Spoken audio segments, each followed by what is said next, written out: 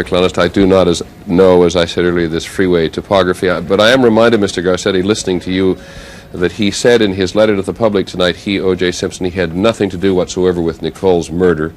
He loved her always. It was tough leaving for the second time, but he believed that in time they would be able to be, at the very least, friends. I know there's a widely assumed guilt here, but we should remind people he has been charged, but has not been convicted. Peter, may I ask if there's any knowledge of the relationship between Nicole Simpson and the young man, Ron Goldman, who was also murdered? Mrs. Bruce Jenner, had told us that her friend Nicole had only known this young man for 2 weeks and that they were just friends. I wonder if the district attorney has further information as to why Mr. Simpson might possibly, if indeed he did do this, take the second life. It would not be fair to Mr. Simpson for me to start talking about the evidence. He has not seen it. His lawyers have not seen it. It is still, hopefully, in the courtroom. That's when people will learn all the facts. Let me assure you and all of your viewers, I take the authority of district attorney very seriously. We do not abuse the power of district attorney. We only prosecute those cases where we believe the evidence warrants prosecution. I would not have brought this prosecution if I felt this evidence did not warrant it. Mr. Garcetti, his lawyer said earlier this evening that they had never been given any clue to the status of the case and they thought it would take a week. Can you explain what he meant by that? I'm sorry, I was distracted. Would you answer the question? Yeah, I said his lawyer said earlier this evening that they had never been given any clue to the status of the case, and they thought that your process would take about a week. What did he mean by that? Well, he meant that we weren't telling them what the evidence was that we were uncovering when we were doing it. And that's true. We weren't.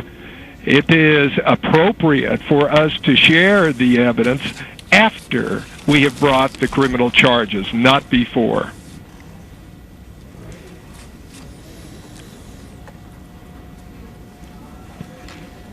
Overpass over the 405. It is crowded with people who are outside on the bridge. We're going to go down now to this particular portion of Los Angeles freeway and talk to Chris Cahan, who's an ABC producer, who's in a vehicle there, not far from the Bronco, on a cellular telephone. Chris, go ahead. Hi, how are you?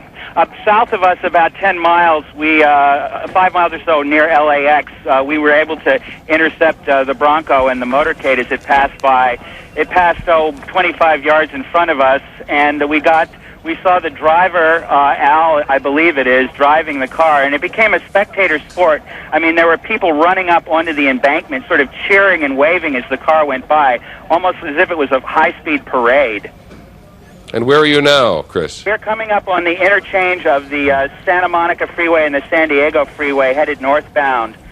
So what is the clue that you can give us as to... Now, he's pulling off now. They've just pulled off a main highway. Judy Muller, help us here. I can't tell yet. Looks like Santa Monica Freeway. Heading, I can't tell you yet. I take this all the time. But look at all these people rushing up to the corner. This word has obviously spread. Look here, Judy, hang on. Look at all these people rushing, waving. There is an absolutely, utterly macabre nature to all this. Look at people rushing to the side of the road to... They've been cheering him on, yelling, "Go, Juice, go." How would they have known? Al, go ahead, Al Michael. Peter, if I'm not mistaken, he pulled off at Sunset Boulevard. I just need a little wider perspective here. But if he pulled off at Sunset, off the 405, he is on his way back toward Brentwood.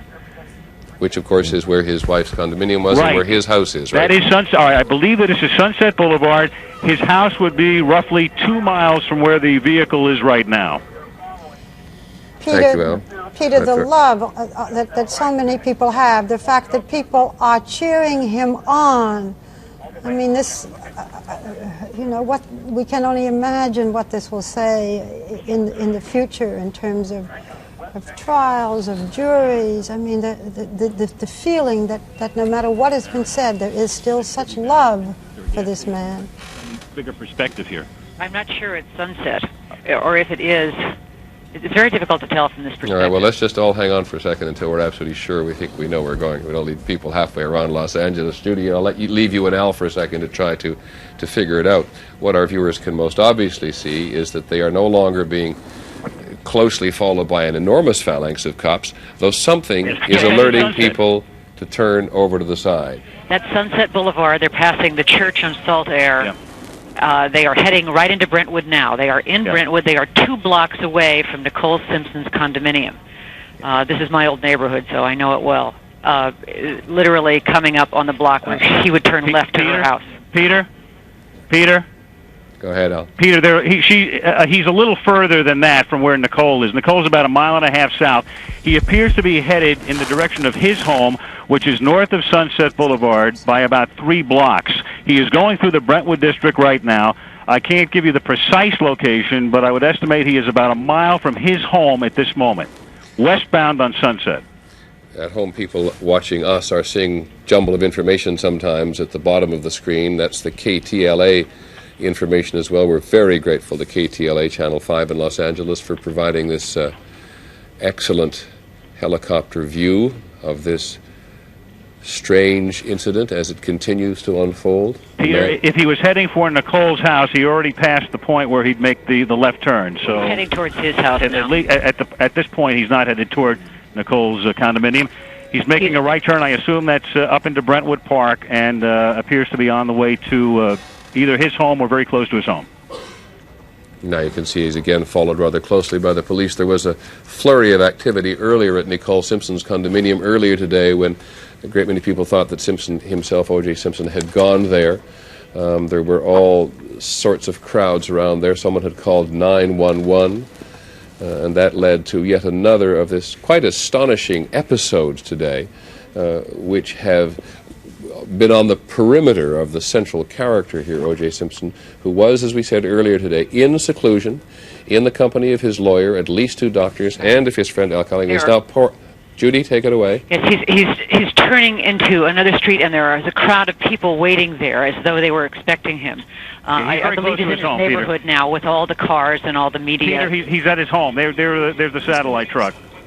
My goodness gracious. He's come home after all of that.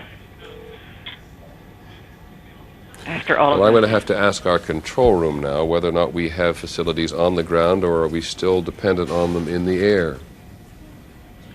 You can't see into this home from the ground, so this is the best view you could have. Now, Somebody's gone up, been telling to get away. Do not know who that person is. That's his son. That is his son, and the police have pulled him back. Right. Thank you. That's his eldest son, Jason, if we have correctly identified him.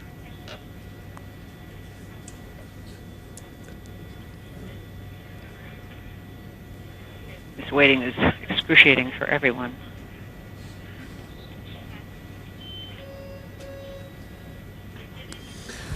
When many of the people in the press and the public, particularly in the press, had thought he had returned to his Brentwood estate last night, he had not. He had gone into seclusion in the San Fernando Valley in the home of a friend, and Peter, he had been in seclusion. This is the first time he's returned there. Peter? Go ahead, Al. Peter, yes, he had been in seclusion at that home for 3 nights. 3 nights. He had not been home, to the best of my knowledge, and I think I have very accurate information, since Tuesday night. But so we end here, perhaps not end, but so a 5-hour manhunt is reaching some kind of a conclusion here in the driveway of O.J. Simpson's own home.